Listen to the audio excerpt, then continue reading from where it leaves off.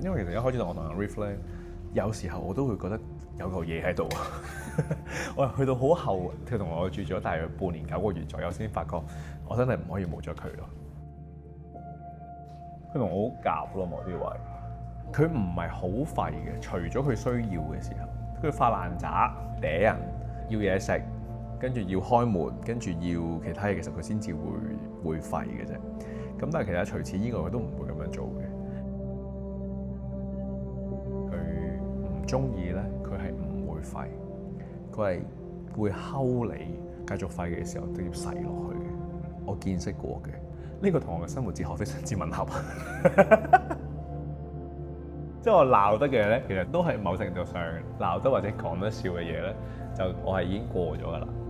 如果我冇出聲嗰啲咧，通常就係一啲未過嘅嘢嚟嘅。我懂得演咁多唔同嘅角色，某程度上都係因為了解唔同人嘅性格。